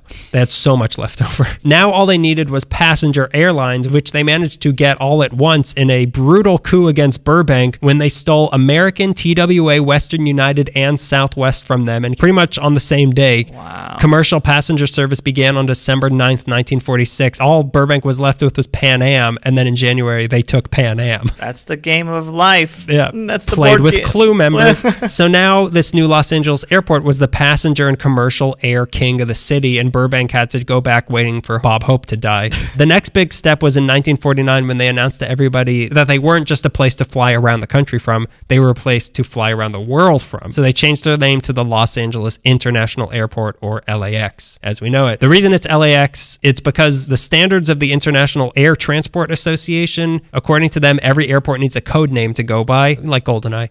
And in the early days, the airport would just use the same codes as the National Weather Service for the cities they were in, and Los Angeles was LA. But as more and more cities got airports, a third letter had to be added to differentiate their code. So some cities added the next letter in their name, and some just added X at the end. And that's what LAX did. Pretty interesting. It was a lot less interesting than I thought it was going to be, but you had to know. I mean, also, I never thought of it before. I just thought X meant airport. The airport crossing. That's the shape of their runways. It's very dangerous. The rest of the 40s and 50s were a pretty good time for LAX. They built I bet. Just watching all the other airports slowly die. They built that Sepulveda Airport underpass that goes under the runway in 1953. It cost $3.5 million, and at the time, that was the only traffic tunnel that went under a major airport's runway in the United States. The first 100 cars to drive through it when they opened got souvenirs from stewardesses at the other end and were then hit by an airplane. I would have loved to have gotten that. And then they got yelled at for not having their seatbelt on. No, thank you. No, thank you. Keep your window rolled up. Please, my windshield is plenty clean. Don't. Please don't. Oh, you started. They realized real quick that the amount of people using the airport was way more than they were prepared to handle, and this is a theme that is constant for the airport. It was only not my airport. It was only not my airport. It was only getting worse and worse every year, and they had to keep moving to keep up with Los Angeles. So to do that, on June 5th, 1956, the city passed a $59 million bond to open up the space and bring LAX into the jet age. So in 1958, they hired the design team of Pereira and Luckman, our old chums who designed such hits as CBS Television City, the Disneyland Hotel, and Maryland. Marineland is what they designed also. Some of their original plans would have been great, and some of them were just very dumb. One early idea was to have a helicopter that would pick up a literal bus from downtown full of passengers and then drop it off at the terminal at LAX. No. And that would be a way of getting to the airport. One of them was a Skytram going between all the terminals, which isn't that bad. One had hydraulic underground platforms that would lift passengers to their airplane. Okay. Like a cherry picker? No. Like you would be underground and all right, our flight's boarding. Everyone stand in this area, and then it rises up to where the airport is. I see. So the airplane is. Mole people technology. When we live underground, but we still need to take planes. Here's what we're going to do. We only go above ground for air travel. Nah. One plan was to have a center area around everything of reflection pools surrounding a flame lit from Mount Olympus that was carried over by grease. Okay. way. Gary read a book about ancient Greece, and now all his ideas sort of just revolve around, I don't know, fire and statues. How about if we have this one in the shape of Zeus? I don't know. The grandest idea, it came up in a theory exercise in one of Pereira's architecture classes at USC. It was to have the entire place be a giant glass dome that would serve as one huge terminal with 6 unconnected satellite terminals surrounding it where the planes would park that you would access from the dome via either underground tunnels or elevated walkways. So it's basically like a biodome with little like moons around it, and that's where the planes would park. Like a little beehive. I don't think you've seen a beehive before. But you have seen biodome. People may not be familiar with beehives, but we all know what a biodome looks like, correct? We all know that Pauly Shore was in a film called Biodome, so I think we all know what's going on. By the way, that's where comedy is moving, is Pauly Shore's new comedy store. It's a biodome. So the glass dome itself would have been filled with banana and palm trees and held up by a giant central pillar with a map of the world on it, and on top of that would have been a restaurant. It didn't happen for 3 reasons, because it's crazy, because the air conditioning costs would have been astronomical, and because the airlines wanted their own terminals and they didn't want to share. So what they came up with was basically what we have today, which is they turned the old main roadway of the place into a loop for heavy quote-unquote easy entry and exit, and have the terminals positioned along it in what some call the world's largest cul-de-sac. That's what it's shaped like now. It's a U-shaped thing, and then along the skin of that U is where the terminals are. So it's not the prettiest thing, but I guess it seemed like a good idea at the time. But it did make the airport accessible to the new airplane technology, and on January 25th, 1959, the first commercial jet engine airplane landed at LAX. The official 3-day opening ceremony happened in June 1961 with Vice President LBJ giving a speech on June 25th to a crowd of 100,000 people who were all just waiting to get to their check-in for the bags. Move! Why is he still talking? So like I said, the airport was now this cul-de-sac with 172-foot control tower, and then around it were 7 terminals that opened up between 1961 and 62. These were terminals 2 through 8. So 2 was used for international flights, but Terminal 1 wouldn't open up until 2 decades later, which we'll get to. They still kept the idea of detached satellite gates. So each terminal was connected to the gate. What's on the road are the terminals, and then the gate is where the plane parks. Right. So they had the U-shaped road and then a U-shaped terminals around it. Yeah. And then satellite detached from that were the gates where the planes were parked. So you'd go in the gate, you would go through underground tunnels, and then from the gate, you no longer, this was also a new thing, you no longer had to walk onto the tarmac to board a plane. Now you could go in those extendable tunnels directly from the gate. You didn't have to sully your shoes on the tarmac, that oiled tarmac. I call that the throat. You go through the gizzard of the airplane. So these satellite gates were also connected with each other by separate underground tunnels. So because of this huge network of underground tunnels, LAX became one of the first airports in the world to put in moving walkways, or as they were called, astroways, to get people moving along quicker. And the first passenger to use them at LAX, Lucille Ball. Get out of She was the town. first one. Today is her death anniversary. Is it? Yeah. Huh. Well, she had a good life. She had a good life. She got to ride on an astroway. The first person who got to. This escalator sucks. Make it flat. Man, Ricky, make me flat. But they also wanted the tunnels to not look like the post-apocalypse world that the rest of LA looked like at the time. So they got an interior designer named Charles D. Krotka to beautify them. Although there's a lot of proof that this was actually done by a woman who worked for Pereira and Luckman named Janet Bennett. There's evidence that it was made by her and they just never gave her credit. But regardless of who did it, they put up mosaics along the long walls of 7 of the tunnels that have been in lots of things like Jackie Brown and Mad Men, and I think in The Graduate. Only 3 of these are still open to the public in Terminals 3, 4, and 6. So the most artistic thing to come out of all these renovations at this time is something we've kind of talked about before, the theme building. Yeah. The big boy. It was made by a super group of Pereira and Luckman and Associates, Welton Beckett and Associates, and our old friend Paul R. Williams playing himself in Pee Wee Herman's Big Adventure. Little Paulie Williams. But the design itself was made by an architect named Jin Wong. It cost $2.2 million and was completed in 1960 on the location that the giant dome that they were almost going to make was supposed to be in. And a lot of people thought it was the airport's control tower, including me as a kid. But in reality, it was just a revolving restaurant with a 360-degree observation deck on top. More importantly, it was the Googie masterpiece in a city that they know Googie. It also inspired the look of the building in the Jetsons. So it's sort of, it is a very influential building and that's for how we see the future. But even by the time all these renovations were done, they almost immediately had to do more to keep up with the demand the city was putting on it.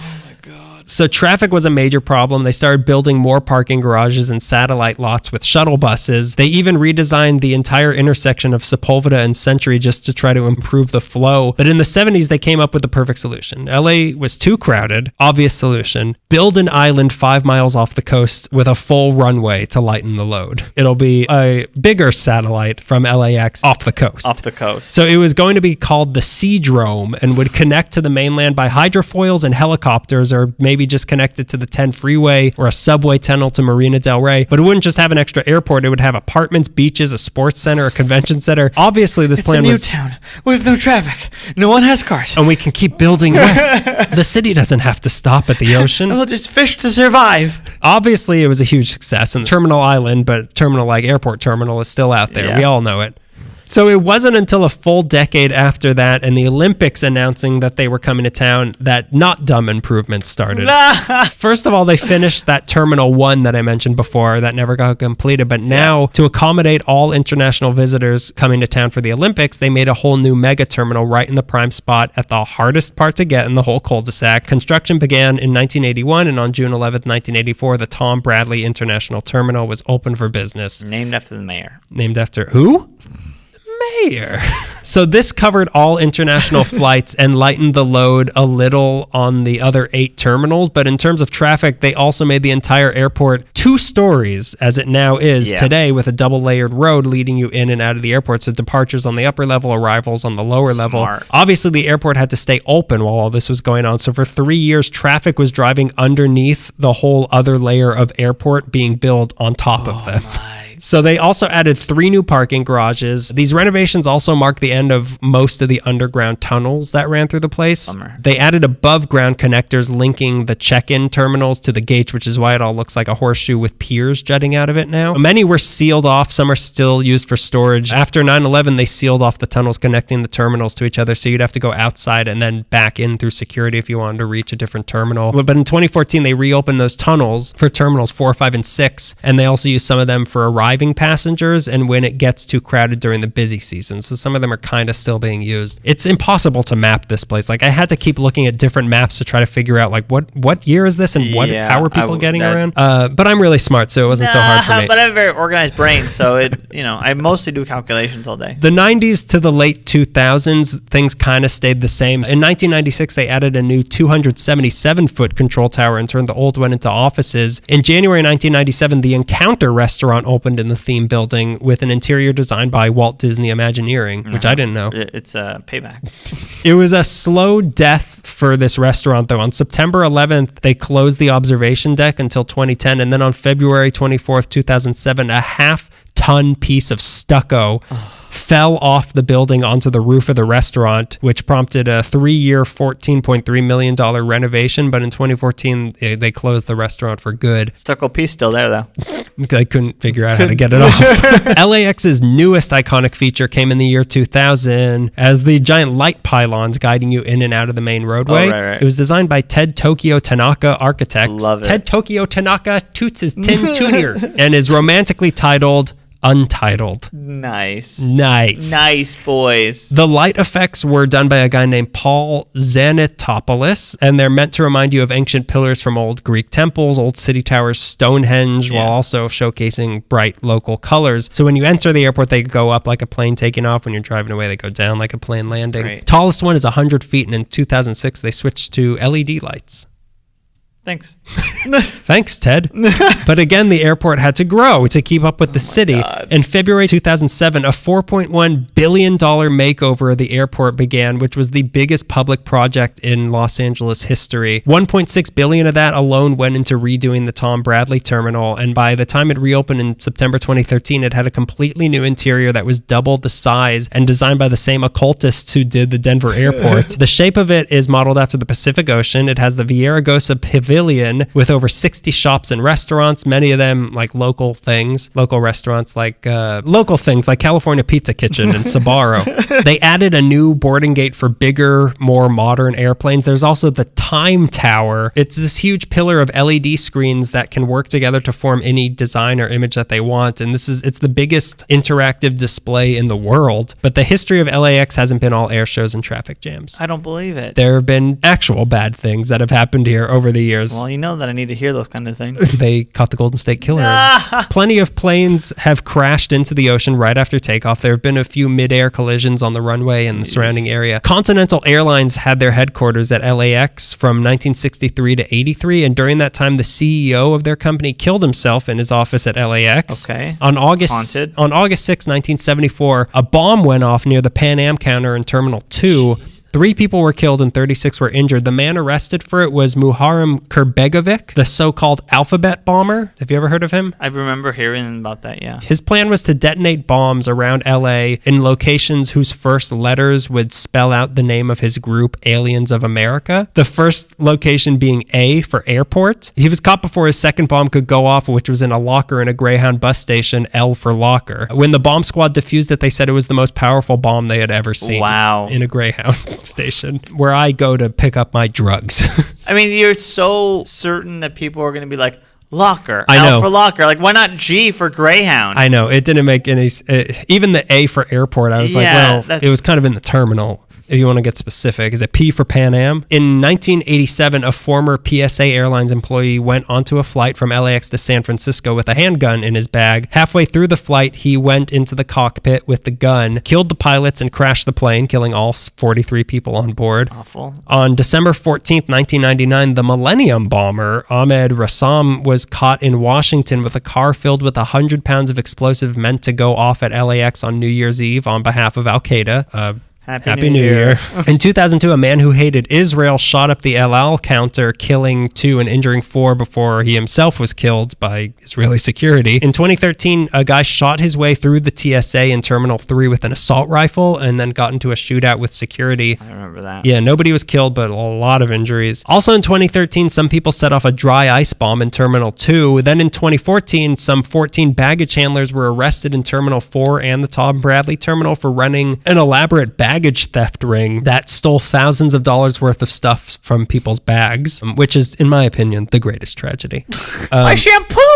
I was planning to bring back those macadamia nuts for my grandma. Today, LAX is run by Los Angeles World Airports, who also runs the Van Nuys Airport. It covers 3,425 acres of land. It has 4 runways running east to west, 25,000 parking spots, including valet parking at Terminal 4. According to them, there's 75 passenger airlines flying out of there, but I only counted 68. So there's that's what Dan does, calculates. I further. smell inaccuracies. There's 27 cargo-only airlines that fly out of there. There's now 9 terminals with spots for about 140 planes at any one time. It's the base of the U.S. Coast Guard in L.A. They control oil pollution and enforce maritime law from there. The theme building now houses a USO center, which sounds suspiciously like UFO in my opinion. Yeah, is it full of weather balloons?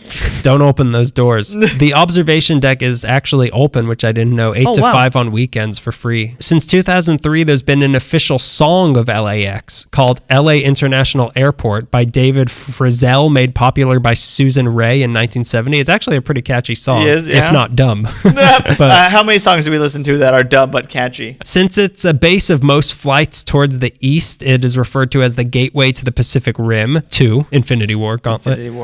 It generates around $60 billion a year in commerce and employs about 408,000 people across all of Southern California, which means that 1 in all 20 jobs in Southern California are related to the operations of LAX. That's crazy. Even thinking insane. Right now, I think I know 3 people who work at LAX. Yeah, it's, well, not just, there's so many people at LAX and then people like, oh, we do this offsite for LAX. Yeah, exactly. In 2017, over 1.8 million tons of freight and mail passed through LAX. Damn. And also 84.6 million passengers, which is almost a third of the entire country. That's crazy. Which is why LAX is the 5th busiest airport in the entire world. But it's not enough. It's still not enough. If you've ever been to LAX, you know that it's a horrific crowd at all times. Yeah. And we've got an Olympics coming in 10 years. So stuff is already in the works to try to fix these problems and trick the world into thinking we've got a smoothly running airport. In February 2017, they started a $1.6 billion makeover of the whole place. Among the updates, there's going to be a consolidated car rental facility where all of them are, a new above ground connectors between the terminals. So between these and the underground tunnels that they're still using, if you were to check in at Terminal 1, you'd be able to walk all the way around to Terminal 8 without having having to go through security again, which will make it easier to get to your connecting flight. And also just take the tour, man.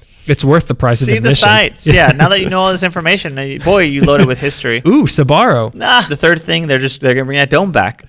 We like the dome idea, but we still want to have separate terminals. So we're going to put the dome on top of everything. And then to take care of the air conditioning problem, no air conditioning. We've got it. What we had before, it was sort of like a snow globe. So it's going to be a big bowl now. Yeah. We're going to turn the dome upside down. It will be so big, though, that it will create its own atmosphere, and it may snow. As part of all this, they did this massive reshuffling of the terminals in May of 2017. It started on May 12th, and over the course of the next 5 days, they moved 20 airlines to different terminals. That includes office supplies, equipment, signs, furniture, airplanes, service vehicles, everything they owned while the airport was still open. Imagine getting there, and while you loaded into a United flight, it changes Yeah. terminals. You're in the wrong place. Don't you see the signs? You're on the wrong flight and no refunds also. It's like you're going to Hawaii. It took a year to plan this without having to shut down the entire airport, and there were over 200 volunteers directing people, like, where my flight's in 10 minutes, and I'm supposed to be in this terminal. Delta alone took 3 days to move. This was the biggest relocation in U.S. aviation history. This was our Dunkirk. I don't get that. It's British for fanny. It's British for moving. So this relocation not only gave some of the bigger airlines more space, so it won't be as crowded, it also made the distribution of the big airlines more even throughout the airport. So it's not just a huge pileup of cars dropping people off on one side of the airport. This means less flights will be delayed because now there will be fewer of the big airlines sharing the same runways also. I So see. the two biggest changes, however, will be an entirely new satellite terminal called the Midfield Satellite that's west of Tom Bradley. It's going to be 5 stories high, and it'll be connected to Tom Bradley by one of those classic underground tunnels with a moving walkway. It's going to have 12 new gates that can accommodate huge new airplanes and lots of new shops and restaurants. That's going to open in 2019. The second big thing happened. I thought I was done with all my research, and then this was announced. A $4.9 billion, 2.25 mile long people mover connecting from the future Green Line and Crenshaw LAX light rail to the airport, which are 3 things that don't exist yet. Yeah. It's going to run every 2 minutes, and it'll set to open in 2023, but in my opinion, it's going to be helpful for people coming to see the Olympics at the main stadiums, but this is not going to help most people going to the airports. No, my proposal is that there's a helicopter that picks up a bus. How about a helicopter that picks up an airplane and drops you off? It's almost like, so we want to be a city, and we decided that we're going to be a big city, and we keep growing, and we can't stop growing, and we keep growing, and LA stretches out. So like, well, we're a city, we need an airport. Now we have an airport that almost mimics the same thing of like, we need more, and we need more, and like it's like a perfect. It's a microcosm of Los Angeles. It just keeps itself. expanding, and it's always inconvenient. Yeah, it's expanding, and for some reason I'm always late to work. Like, it sounds like all the renovations are done out of like, crap, we just got done. Just fixed this, and we have to keep going. Like, all of it sounded like putting a Band-Aid on a bigger problem, which is too many people. Which is to my next proposal. The Knights of the Golden Circle were right. This people mover thing, like, I thought, like, oh, that's great. Yeah. That's going to be really helpful, but it's the same thing when they add a lane to a freeway, and they're like, it's going to move, it's going to save traffic. It just makes another lane of traffic. Yeah. Oh, we're going to put metro rails everywhere, so there'll be less cars on the road. There's just more people and the same amount of cars. Like, it didn't change anything. The thing with the people mover is that if say you live in Sherman Oaks, you're going to have to somehow get someone to drop you off at the red line, take the red line to Union Station, transfer to the blue line or something. Blue line will take you and to then the green transfer line. to this new green line, and then switch again to the people mover, all the while carrying all of your baggage. All your baggage. So this is good for people coming to the Olympics because it'll kind of connect you pretty easily to like where they're building those new stadiums near the Forum and all that. Relatively easily. Yeah. But it's not helpful yet. The thing is, it's the same amount of distance and the same amount of pollution, like people pollution or car pollution. Like, it's the same amount of people are pollution. It's the same amount of stuff in my way between you and LAX. Like, LAX is a given distance. Let's say from Union Station, it's the same distance. You can take a car and sit in traffic and get there. Maybe like it save you 20 minutes. But then on the rails to buses, like it. But you're gonna have to switch so many times. Yeah, to get exactly. from Union Station. And you're the gonna have wait to make at least 2 or 3 changes. It's not gonna help. No, it's not gonna help. Nothing's gonna help. Nothing's gonna help. That's why you have to buy your own airplane. Trust me. Trust me, it's the only way to fly. I guess that's another thing is I've never been to LAX and been like comfortable. Like I've never like just been relaxed at an airport before. I've only gone like 5 times. I don't travel that much, but like I've never been at an airport and been like, oh yeah, I enjoy the architecture here and the lighting is really nice and I enjoy this building and the history of it. Like I'm always like, well, I'm super late again. I like seeing the theme building, but I've never been in the Tom Bradley terminal and be like, hey, look at that big tower. Exactly, yeah. I like to go and enjoy the theme building and either it there or do whatever, yeah. Well, hey, you're listening, LAX. Invite us for a grand tour. You know, we're just 2 wacky guys who like the riff and we're not annoying. I forgot to mention something and you reminded me. You used a keyword and all we do here is word association apparently. Yeah, you triggered me. Thomas Slate, Captain Thomas Slate, who built the metal dirigible City of Glendale, inventor of dry ice. Oh, really? Yeah. He must have been the same guy that planted that bomb in 2013. He wasn't happy about the dirigible. He lived it to be 99. This airport thinks they can get the best of me. They don't want to buy my dirigible. Well, you know what is a dry ice bomb? Subscribe to our podcast. Speaking of dry and ice cold, here's the thing. Our podcast is on iTunes and on several things. A lot of people listen to it. Yeah, sure. But a lot of people know that it's a podcast. Yeah, a lot of people are aware that iTunes exists. If you haven't subscribed to our podcast, but you listen, subscribe to it because it gives us a better ranking in iTunes, which makes it easier for people to find us. And it also makes it easier for you because when we have bonus episodes, like we did a couple this past month, they come to you automatically. So you should subscribe if you can. Also, we would appreciate it. Oh, yeah, that too. I don't appreciate anything anymore. Least of all airports. While you're there, leave us a review on iTunes. 5 stars, leave some words if you want. It's easy. You open up your podcast app on your iPhone, and it's right there. You're logged in. We talked about it before, but you can follow us on Twitter at LA Meekly, on Instagram, LA_Meekly. Like us on Facebook. Search LA Meekly. Our Tumblr is our main page. It's lameekly.tumblr.com. We'll post pictures on there and stuff. It has an archive of all of our past episodes. Yeah. You give to us on Patreon. Oh, that's right. We have different things, some postcards and things like that. We've been sending postcards out to our best fans. Yeah. Certainly our favorite fans. You can give as much as you want or as little as you want. And you've been pretty good about that. What half of that you've been pretty good about? No. If you have questions, our email address, la.meekly@gmail.com. You can submit questions for our new segment. We will answer them on the air. If you have an idea for a field trip, if you work at a place or know a place that you might want to hear us go to, we'll come interview you. Let us know. We got another one coming up soon. Yay. Any closing words? I wasn't sure if this one was going to be. I mean, I like aviation history and stuff, and I've been interested in the airports, but I wasn't sure how this one was going to turn out because in the end, we're still kind of talking about planes and buildings. Yeah. But no, I'm really happy that like Glendale has such a strong history. LAX has such a strong history, especially when you go back to the Spanish. Well, yeah, I was doing all the research on LAX, and I was like, oh, this is interesting the way it grows. And then I was like, well, it can't be much more. And then I found one book, and it's like it was the history of the land, and I couldn't believe what I was reading. That's a gold mine right there of information. That's great. Oh, they also found gold there. Gold mines field. You know, when they said the gold rush, it was actually just in South LA. But yeah, come fly with us. Come fly away. Go on a trip. See one of these places. Fly to the moon. Bang zoom. Try flying out of the Glendale one. See what Disney does to you. Please take that tour. It's really worth it. I want to. I was talking to our listeners, but yeah, I guess you can too. Yeah. I mean, I'll just invite myself. I offered for you to come with me and my girlfriend to the tour, but you were like, I don't like LA.